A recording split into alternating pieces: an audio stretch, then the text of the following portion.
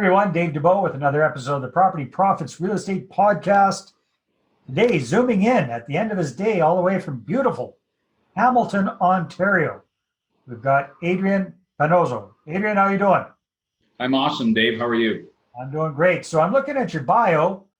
It says retired police officer, doing all this cool stuff with real estate investing, focusing on Burr, very, very good at doing joint ventures. But I'm looking at your face. You don't seem that old, Adrian. Did you take early retirement, or are you one of those guys that's just eternally young? What's going on? It's pissing me off, to be perfectly frank. Yeah, Dave, I'm 46 years old. I completed 21 years of policing in Mississauga. I was with Peel Regional Police at the time. So I did do 21 years. I started investing in real estate at the age of 36. So I've been in the game with respect to real estate investing for 10 years. I left policing in 2017. Okay. All right. So you're doing after 21 years. So I've been retired for 3 years. Nice. So, okay. So that brings up a really good topic. So you were working full time at your job. How did you get into real estate investing? Why did you decide you wanted to do that? Because a lot of people think,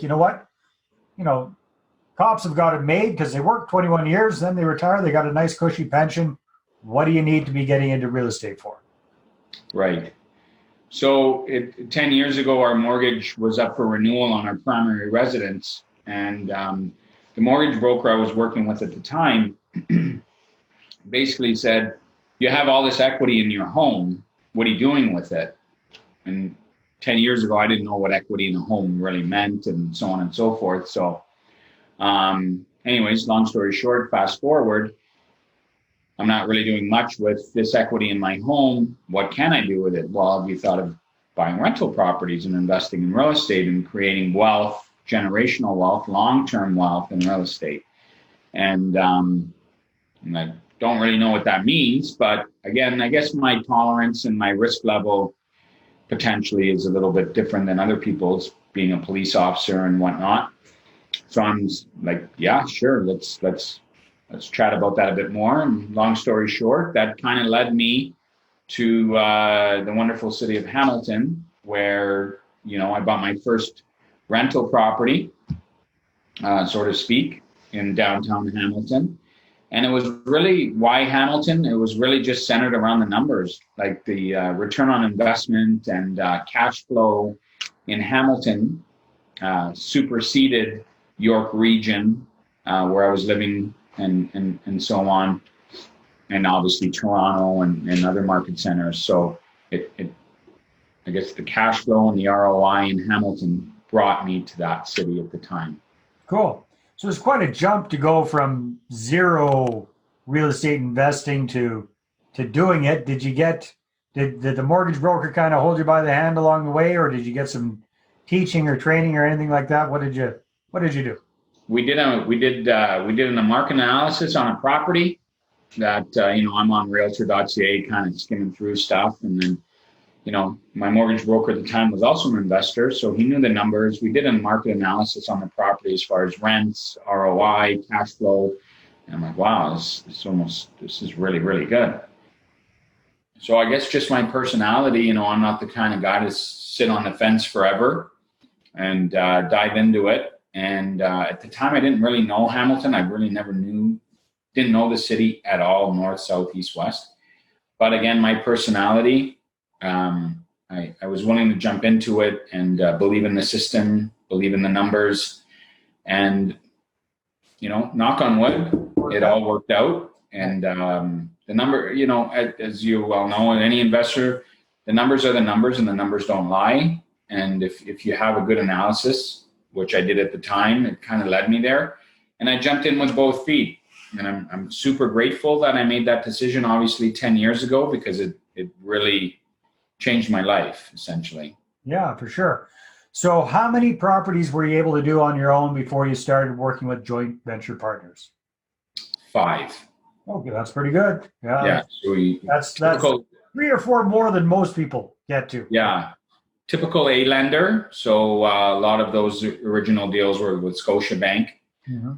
Typical lender, A deals. We were at 5, myself and my wife at the time. 5 properties. Cool.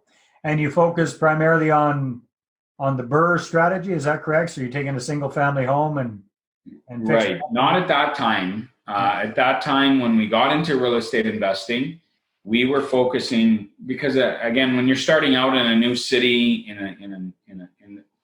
I guess in real estate investing, 10 years ago, I didn't have obviously the power team that we have now, so to speak. It was just me and kind of learning as I went, and I was kind of, again, not scared to dive into it. I did it. So we were buying turnkey. Throw our tenants in, obviously doing all the property management ourselves. Single family homes? No, duplexes, triplexes, fourplexes. Okay. The first thing I bought was a tri, right downtown Hamilton. It was a contractor's flip. He bought it, he renovated it, and flipped it. I bought it, and all I had to do was, put my ad on Kijiji, put the tenants in there, screen my tenants, and having the police background, I was pretty thorough on my background checks and whatnot. Yeah, I think you got a little unfair advantage there, probably. A little bit, for sure. Putting good people in the homes and whatnot. Well, they'd be a little intimidated having a scuzzbag would be intimidated having a cop as their landlord, I'm sure. It was a good screening, like first round draft cut was, all of a sudden they're gung ho and then they find out you're a cop. It's like they disappear. Yeah, I'm not interested anymore. Show up to show them the house with your uniform on. Yeah, that'd be. Or that too, yeah. So, no, it worked out. We bought a turnkey, fully reno triplex. Just had to put our tenants in there. Yeah. And we did that, buying turnkey, our first 4, and then the light bulb went off and we kind of stumbled on this buy, rental, refi. And here we are 10 years later with really, really cornering down this BRRR strategy and making it work and becoming very fruitful. So how did it work with your initial foray into working with joint venture partners? Because I know, that's kind of the area that I work in with clients, and that's a big stumbling block for a lot of people is how do they start bringing other people's money? How do they bring joint venture partners on board? How do they, who do they talk to? How do they break the ice? How do they bring all this up? So were you nervous about that at the beginning, and how did you get started with joint venturing?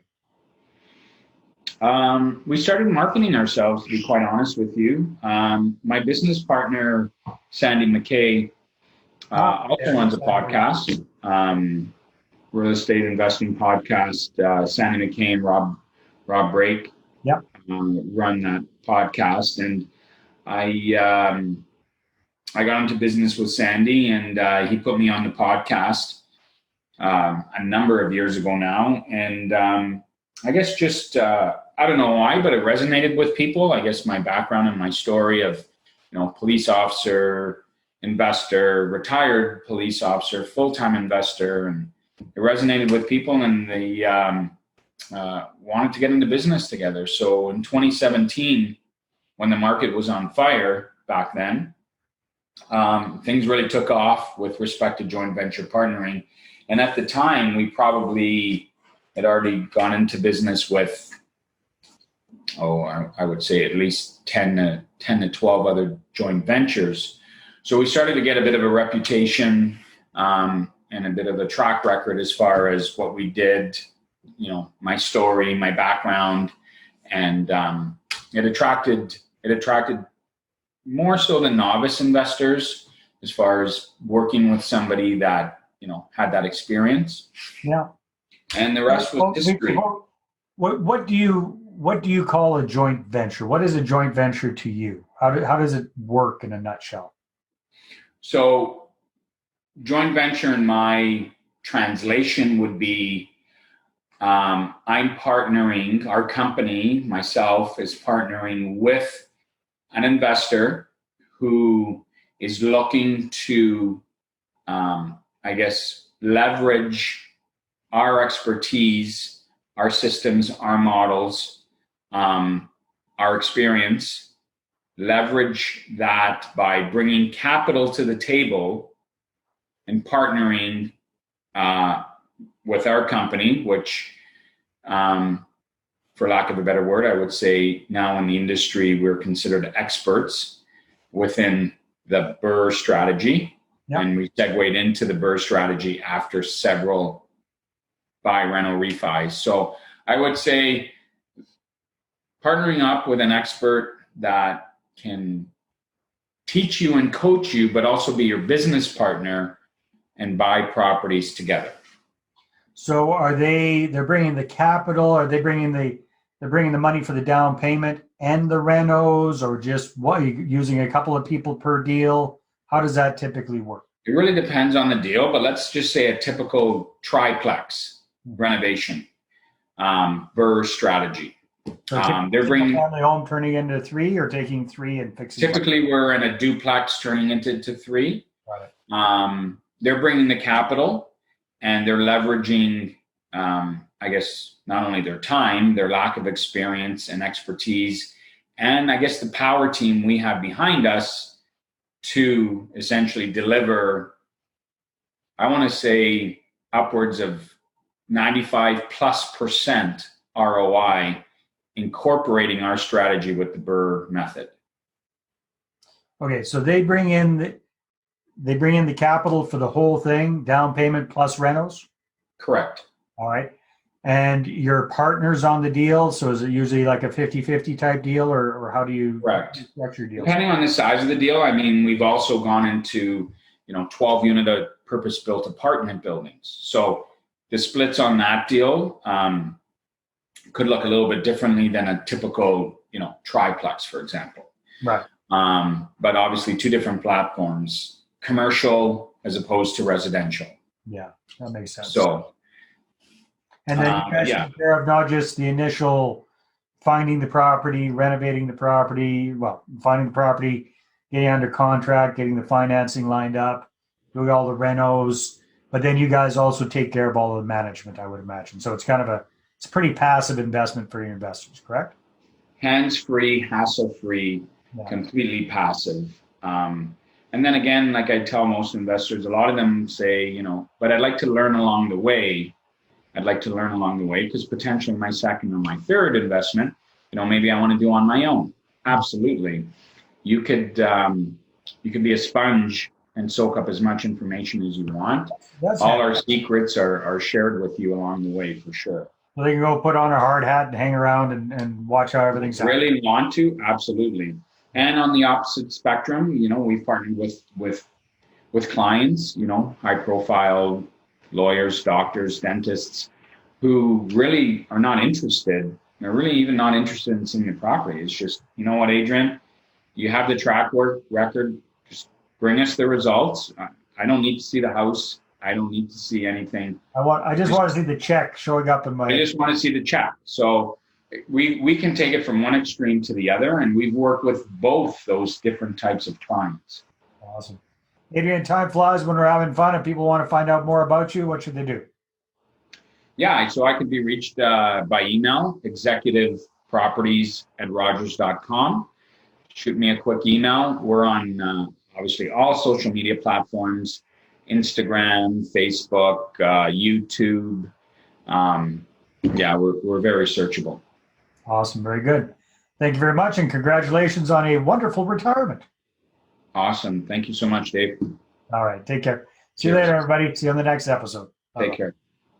Well, hey there. Thanks for tuning into the Property Profits Podcast. If you like this episode, that's great. Please go ahead and subscribe on iTunes. Give us a good review. That'd be awesome. I appreciate that. And if you're looking to attract investors and raise capital for your deals, then I'm going to invite you to get a complimentary copy of my newest book, right back there. There it is.